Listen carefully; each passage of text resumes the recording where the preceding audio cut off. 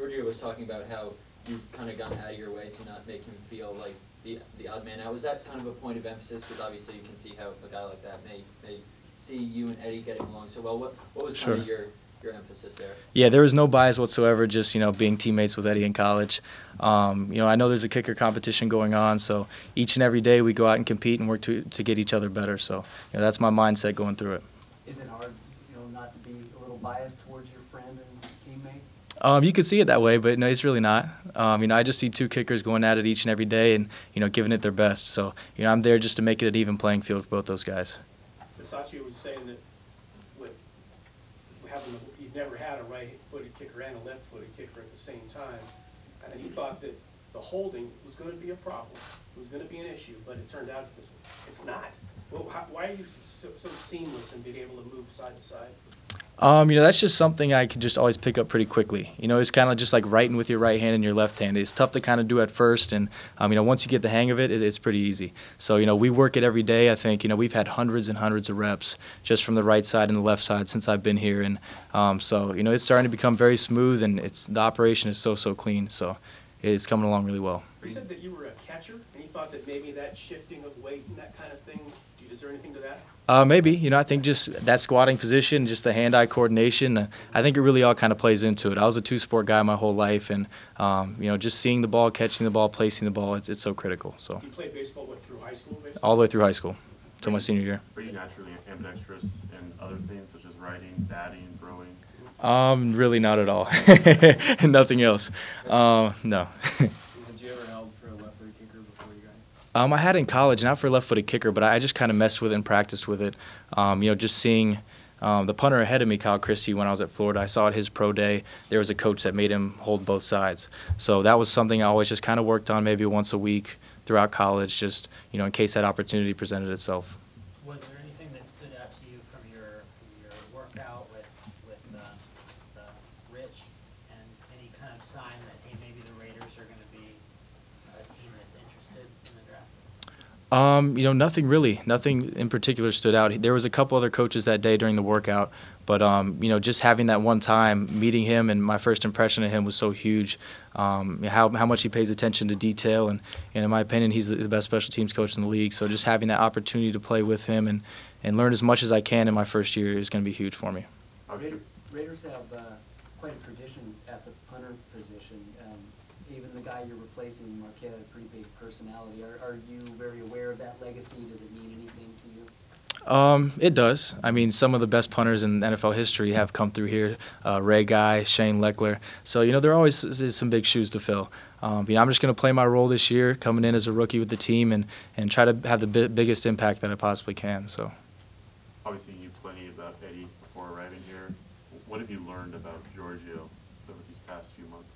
I love Giorgio. He's a competitor. He's a hard worker, and everything he does with a purpose. And I think that's what the coaching staff really likes about him here. That's what I like about him personally, and and he loves to compete. So he's a really good kicker. So Eddie was a soccer player. Do you remember when you first came out for football? Were your first impressions, or how was that transition to football for him? It was pretty seamless, surprisingly. Just for being a guy that had no real high school experience kicking a football, coming to the Division I level and playing in front of 95,000 people every Saturday, you would think there would be some issues with that, kind of translating from soccer to football, but there's no trouble with it whatsoever. He executed when he needed to, and he's so calm and cool under pressure that he just goes out there, quiets out the crowd, and kicks the ball straight. So it's pretty cool. Like you're saying that he was good pretty much from the start. Have you seen what kind of progress have you seen from him from the first time you saw him? So when he first came into UF, he was a very raw player. He didn't really know much about the technique of kicking a football and all the little things that play into it in terms of his approach, his steps, his angles. And that's just something he gradually learned about and picked up on as he went through the process and matured as a player.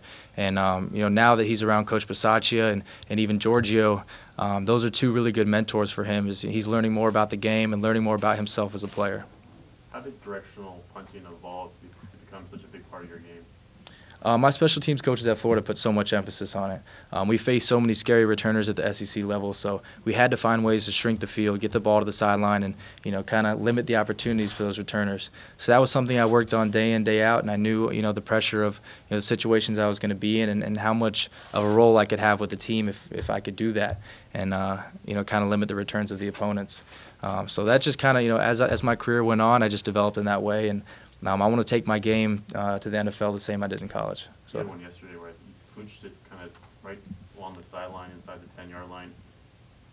Is that something that you practice when you're by yourself by placing like a cone or something right at that 5-yard line sideline, or how do you just kind of focus on that one area? Sure, yeah, that was something I've always kind of messed with in college, but I never really was confident enough to whip it out in the game because it's pretty risky, it's pretty untraditional.